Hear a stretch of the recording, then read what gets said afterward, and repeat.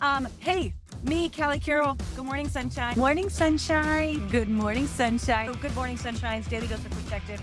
Good morning, sweet baby sunshines. Good morning, sunshines. Let's get started.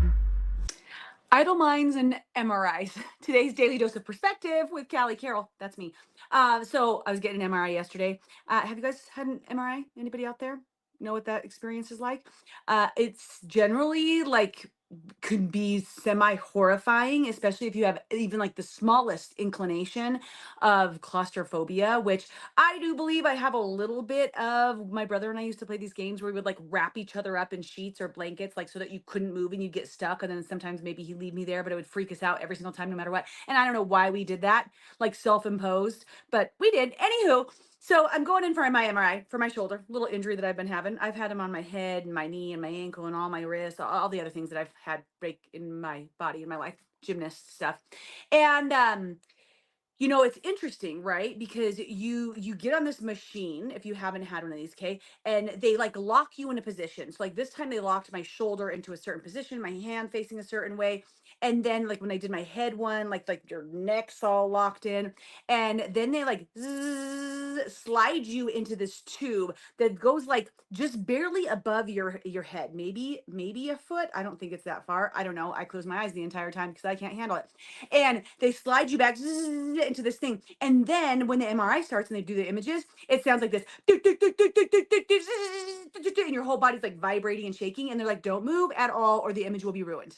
Sit there for how many minutes? I don't know. I thought it was gonna be 45. It was only 20. That was awesome. But as you're sitting there, you can't move the area, and it's intriguing how when you're told not to think about something or do something or move something, that's all you can think about doing. So then you're like locked. Okay, like don't move anything. And all of a sudden, like you could sleep at night, you can lay in bed, and if you're not thinking about it, you just like you lay there still fine. I can do a yoga class and at the end like lay in shavasana still for 10-15 minutes and not want to get up. But when I'm told that I can't move, you're really trying not to move, and it can just drive you absolute nuts.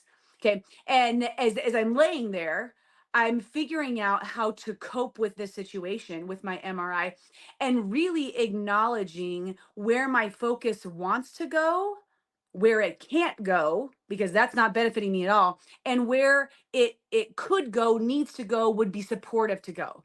Right. So the first thing that you have to do when you're in this situation, and this does apply to life, by the way, guys, it's not just about an MRI, is the thing that you shouldn't be focusing on, the thing that not shouldn't, I don't want to use the word should or shouldn't, whatever, right? It's the thing that's not benefiting you, and you're focusing on that.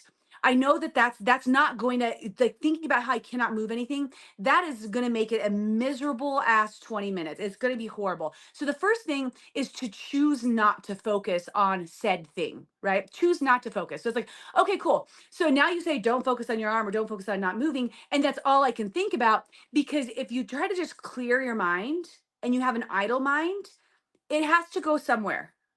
There's going to be thoughts going somewhere.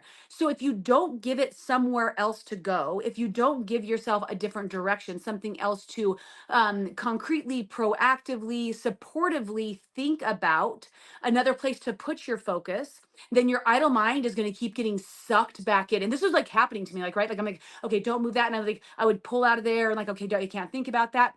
And the second my mind went idle, if I stopped my other thoughts that I was creating, then it would like suck back into like, don't move, don't move, don't move.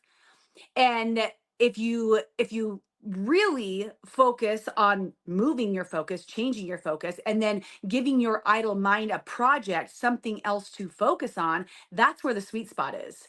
So I was proud of myself. Like she's like, you did awesome. Like I barely moved. I didn't say anything because I kind of went into this like meditative trance because I had to. First of all, I closed my eyes so I did not have to see that thing over my head because the second I saw that, I knew that it would freak me the out, right? So I close my eyes, and as we're going back, I just imagine somebody drawing the curtains not being slid into this like tiny ass tube that I couldn't remove myself from, right? Ugh, it makes me just like sick even thinking about it now. But I didn't think about it that then because those thoughts wouldn't have benefited me, right? Instead, I was like, oh, it's just like I'm gonna take a little rest, I'm gonna do a little shavasana, and I just imagine the blinds closing, right? And then when I was back in, the MRI machine, and the machine's like, "Dit, dit, dit, dit, dit, dit, dit, dit." I'm like, okay, let's just like resonate and feel these vibrations, move my mind from one space, a focus that's not benefiting me, and let's give it a job.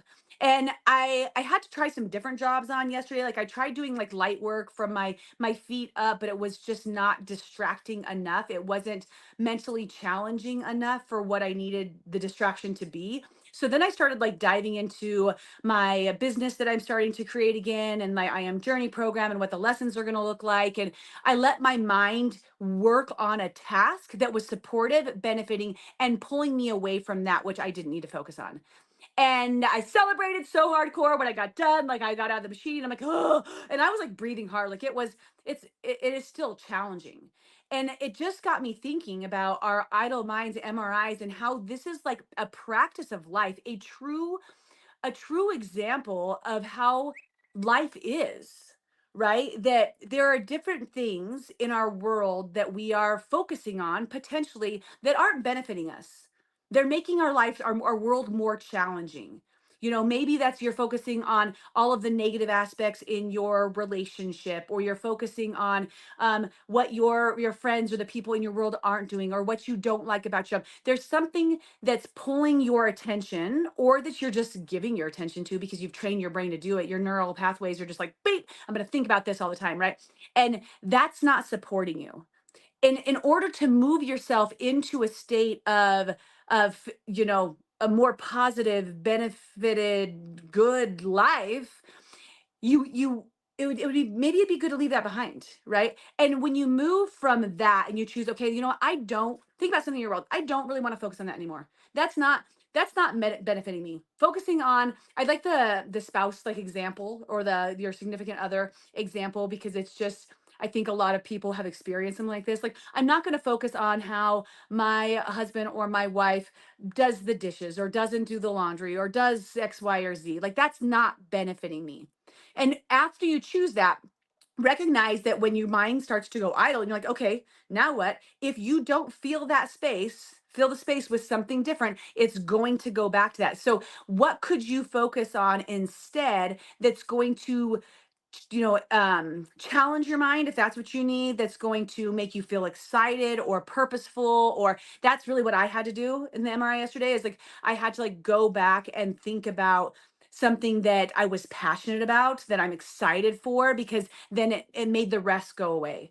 And practicing this in your life on a daily basis, of recognizing, okay, my focus is over here, that's not really supporting me, the idle mind is not going to get me where I need to go. What do I want to focus on? How do I want to transition from that to this, so that I can move a different direction, maybe in my world, in my life, in my being, in my attitude, in my presence? And the more that we do that, the more that you take those steps, you're going to see that your life can go from one canvas. I always like to talk about like our life's like a canvas, and you're painting it, like this canvas of a picture that's like maybe doesn't feel great to you, to this beautiful scenery and picture of what you really envisioned for your world. And the final thing that I'll say here is, I think some people could be listening to this and they're like, well, I don't know what to distract myself with. I'm so stuck in the that. I don't know what the this would be.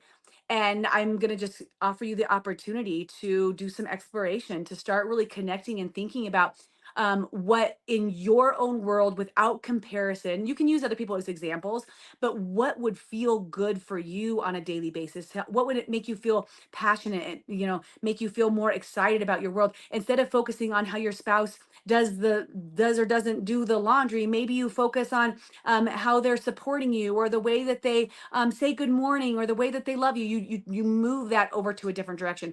And um, just allow yourself to start to get creative with what could be, and really dream about the possibilities of what's out there for you, because you're the only one limiting yourself. You Say it one more time. You are the only one limiting yourself in this life. So, MRIs and idle minds, straight from my bedroom, where there's a window and there's not a my husband's out doing yard work and a kid screaming. So there we go. That's what we're doing right now. Uh let's see. Do I want to give you guys a project today? Nah. Yeah, I mean, just practice this in your life. See how it goes. Let me know if you have any feedback. That's it then. A daily dose of perspective. Don't forget that perspective reveals miracles. Love you guys. Talk to you next time. Bye. Thanks for joining, and don't forget to subscribe and, of course, share with your friends. Guys, that's how we impact more lives. All right, see you next time.